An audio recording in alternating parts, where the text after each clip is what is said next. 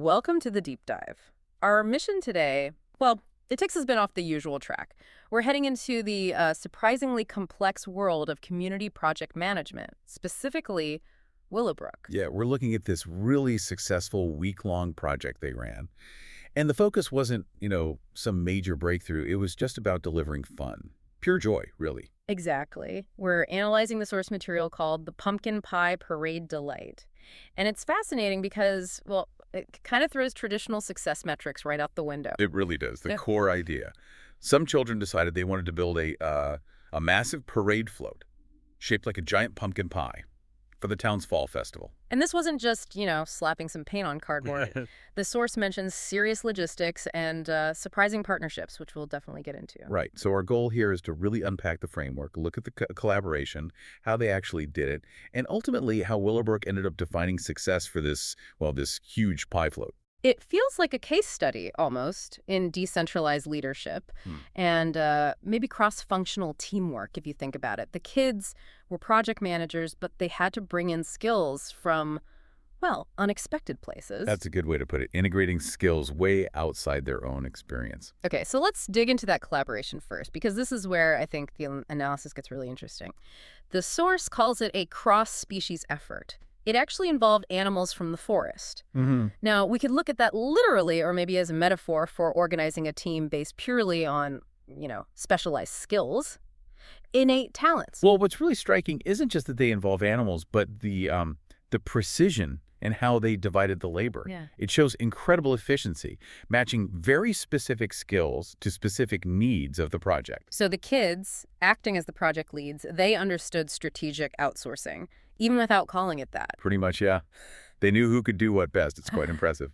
Okay, let's break down the construction. You need a solid base for something this big, right? The crust.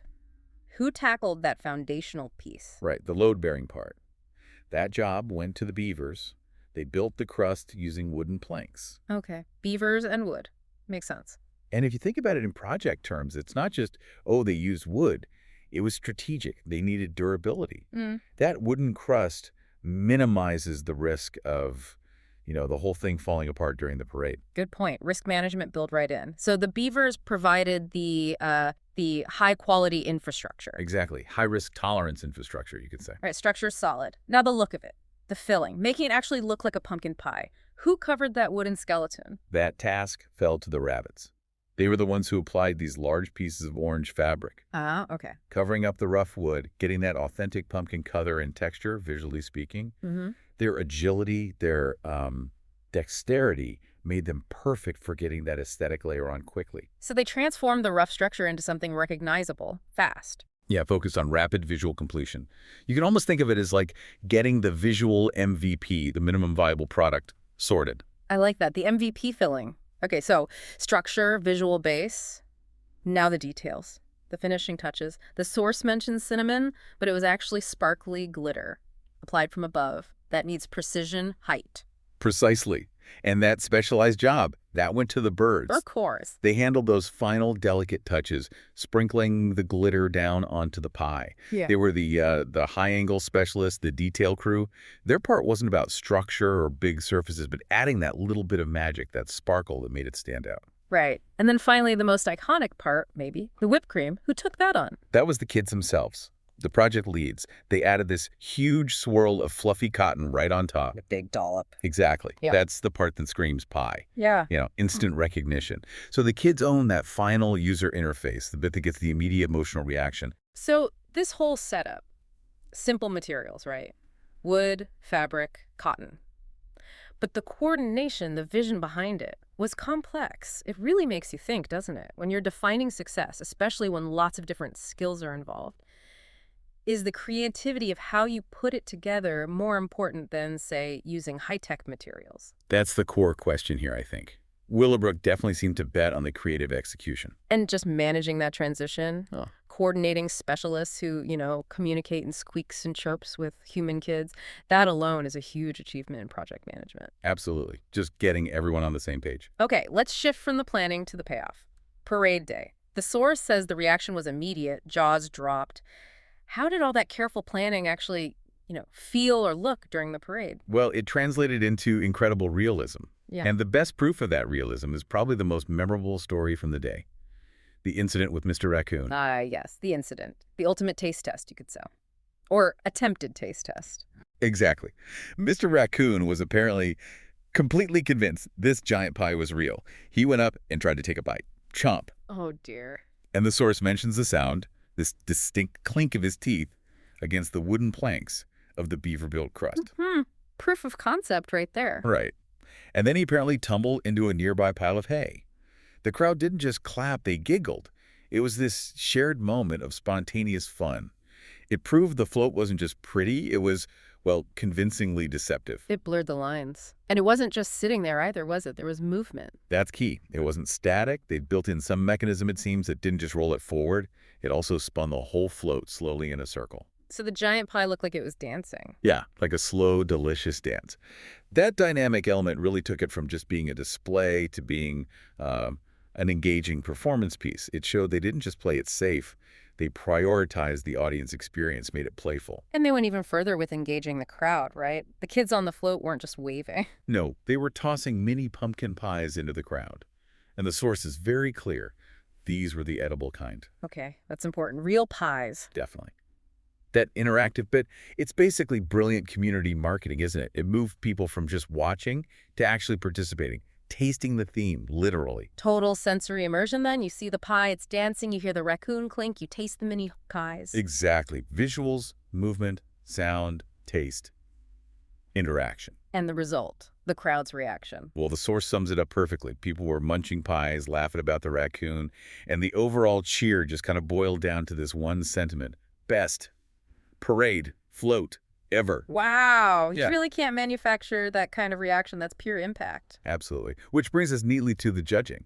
Because here's where we see that clash, or maybe distinction, between traditional metrics like polish and perfection, and this idea of intrinsic value. Right. Because structurally, with beavers and rabbits involved, maybe it wasn't perfectly smooth. Maybe you could see the seams between the planks and the fabric. It probably wasn't technically perfect. Likely not. And the source confirms what it didn't win. It explicitly states it didn't get awards like most fancy or most perfect. Okay. So those probably went to floats that were maybe more polished, more conventional in their design? Presumably. But the judges, and perhaps the whole Willowbrook community implicitly, they recognized a different kind of achievement. The float won one award. Which was? Most deliciously fun. Most deliciously fun. I love that. It completely reframed success, doesn't it? It says it emotional connection, the joy it sparked, the audience participation. That was the most valuable thing. More valuable than technical flawlessness. Okay, this is where we can really pull out the key lessons for you, the listener. The source material actually outlines some takeaways from this whole experience. What did Willowbrook learn or codify from the pumpkin pie project? Well, the first lesson highlighted was pretty straightforward but powerful. The incredible impact of creativity when it's combined with focused teamwork. That collaboration between humans and animals, however you interpret it, showed that diversity in skills is a massive strength if you channel it right. Makes sense. Lesson 1, creative teamwork power. What was the second? The second focused more on the why of the event, the importance of actively injecting joy and maybe surprise into community traditions, not just sort of going through the motions. They didn't just participate in the parade, they elevated the whole experience for everyone. Right. Don't just maintain traditions, enhance them with joy. And the final lesson. The final one really sums up the whole philosophy, I think. It stated that when we create things together, the joy we spread is actually more important than winning a prize. So it explicitly shifts the focus away from external badges like the most perfect award towards the internal shared experience, the most deliciously fun outcome. Precisely. The joy was the prize, in a way. So the big picture summary here seems to be that imagination, maybe clever resourcefulness, can matter more than just technical perfection. This whole story serves as a pretty powerful model, really, for prioritizing impact over polish. You could even link it back to, say, product development. Think of it like a hugely successful MVP launch.